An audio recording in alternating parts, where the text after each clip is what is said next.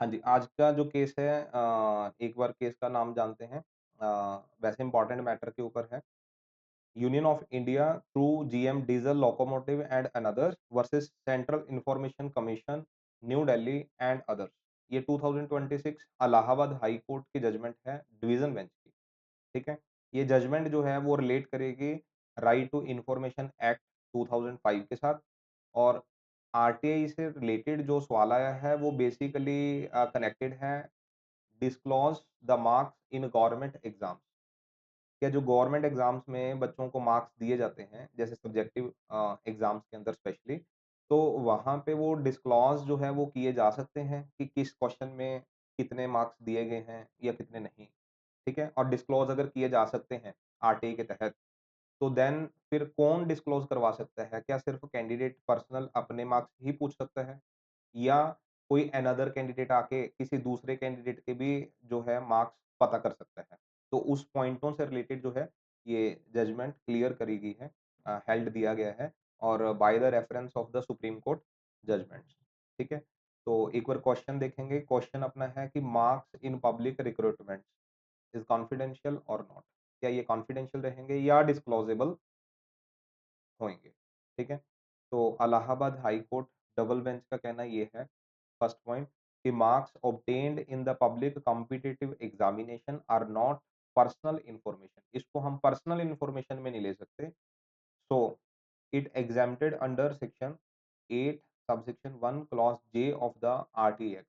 ठीक है? तो ये एग्जेम्प्टेड है, कहने का मतलब हाई कोर्ट कहना चाह रही है कि ये पर्सनल इन्फॉर्मेशन नहीं है, ये ओपनली पब्लिक इन्फॉर्मेशन है, तो पब्लिक इन्फॉर्मेशन ही आरटी एक्ट के तहत जो है वो निकलवाई जाती हैं। तो फिर ये रिक्रूटमेंट पब्लिक रिक्रूटमेंट से संबंधित जो एग्ज़ाम्स में मार्क्स दिए जा रहे हैं, इनका भी कोई भी पता करवा सकता है। रीज़न बीइंग, क्यों ये बात कही कि ये पर्सनल इन्फॉर्मेशन नहीं है, ये पब्लिकली है? Reason being the exam is a public activity. Public activity से संबंधित ये है, गवर्नमेंट ऑफिसर ही लगना है बंदे ने, ठीक है? एग्ज़ाम क्लियर करके।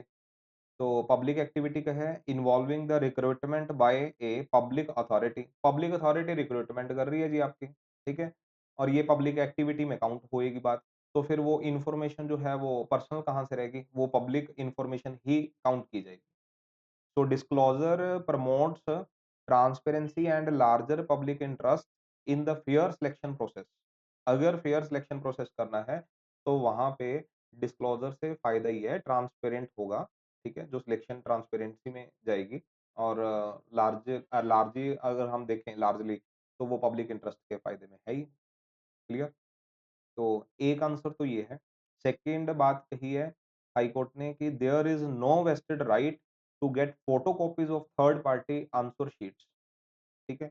तो कहने का मतलब एक कैंडिडेट दूसरे कैंडिडेट के आंसर शीट्स की कॉपियाँ नहीं निकलवा सकता डिपार्टमेंट से, अगर बात हम फोटोकॉपी की करें। ठीक है? तो हाई कोर्ट ने मना किया है। वो बेसिकली एक सुप्रीम कोर्ट की जजमेंट भी है, वो बाद में अपन नीचे पढ़ेंगे। पहले एक बार क्लियर जान लो, तो कॉपी कोई दूसरा व्यक्ति नहीं निकलवा सकता। Allowing inspection of the answer sheets on any working day is sufficient. ठीक है? तो मतलब आप डिपार्टमेंट आइए और जो आपको तारीख दी जाएगी, आप आके चेक कर सकते हैं, किसी की चेक करना चाहें क्योंकि पब्लिक इन्फॉर्मेशन है। बट आप कॉपी माँगेंगे, कॉपी तो नहीं देगा डिपार्टमेंट।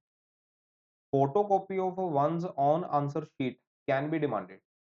हाँ, आपने अपनी कॉपी निकलवानी है, आपकी कॉपी जो है डिपार्टमेंट आपको देगा।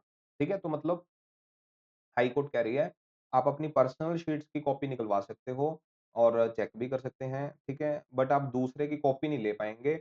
इंस्पेक्शन करना चाहते हैं, इंस्पेक्ट कर सकते हैं आके। Clear? The high court relied on the supreme court judgment. ये सेकंड पॉइंट को लेकर जो है वो कनेक्टेड है बेसिकली, ठीक है? तो हाई कोर्ट ने रेफरेंस दिया है सुप्रीम कोर्ट के जजमेंट का। वो सेकंड पॉइंट से संबंधित दिया है।